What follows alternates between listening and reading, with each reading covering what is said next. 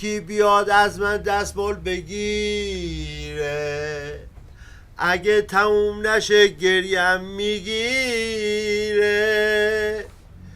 بخر از من تو که دستمال نداری، چرا میخوای منو تنها بذاری؟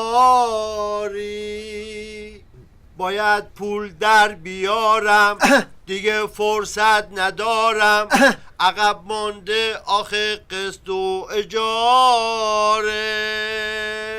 واسه دستمال گرفتم چرا نمیخری تو؟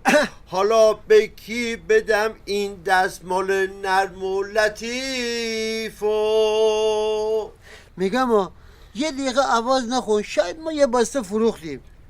با این صدای زمختی که تو داری به خدا همه تو متواری کردی. نه اسی جان بذار بخونه، دلم کباب شد. قربون تو پسرم برم بمیرم برای آرزوهات بابا. آقا جان انقدر سطح آرزوام پایین آوردم به نفع رسیدم، فقط پول ندارم پالایشگاه بزنم. آقا صفدر این بیزنس خودش یه فنه. نه بابا به جان تو اگر خسرو به راهنمودای من گوش کنه 2 روزه سلطان دستمال کاغذی میشه. آخه چوب سیگار، تو همینجوری بری بانک کشاورزی بهت وام خوشسالی تعلق میگیره. ضمناً کسادی بازار ربطی به صدای من نداره. مسئولین یه جوری مردم چاپیدن که دیگه کسی قدرت خرید نداره. آره بابا، یه وقتایی بود که آدما واسه حقوقشون برنامه ریزی میکردن، الان بعد جوری شده که حقوقشون واسه آدما برنامه ریزی میکنه. آقا صفدر میگم با این وضعیت گرونی ها چجوری میخوای لباس عید بخری؟ عمو جان الان قیمت لباس یه جوری شده که برای تکراری نشدن لباسام مجبورم آدمای دورم رو عوض کنم. آقا جان چرا اینجوری نگاه میکنی؟ اگه اون وقت و انرژی که سر بزرگ کردن و مهندس شدن تو گذاشتم روی درخت کاکتوس میذاشتم، الان سالی 3 بار هلو میداد پسر. آقا جان هیچ کس نمیشه به خاطر موفق نشدن تو ایران سرزنش کرد.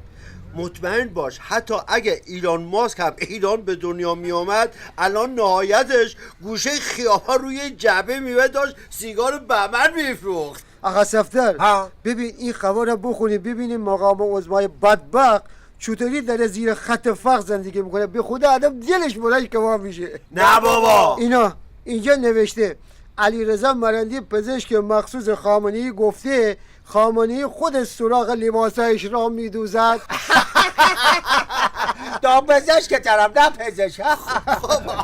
وقتی یه سنه پشت منقل و وافون باشی لباسات هم همش سوراخ دیگه. آخه خدا، یعنی از همه ثروت و پول نفت ایران که برای لبنان و سوریه و یمن میفرسته حتی یه عبا هم برای خودش نمیخره. بسیجیاش بمیرن واسه ساده زیستیش بابا. انشالله. اسی نگی به کسی زیرش کامل کن. ملت یه جوری قرار نظام دجل بدن که با هیچ بقیه نتانی بدوزیش. آفرین لنج داری بابا. آقا صفدر با اجازه کپی پس شعر کن بره.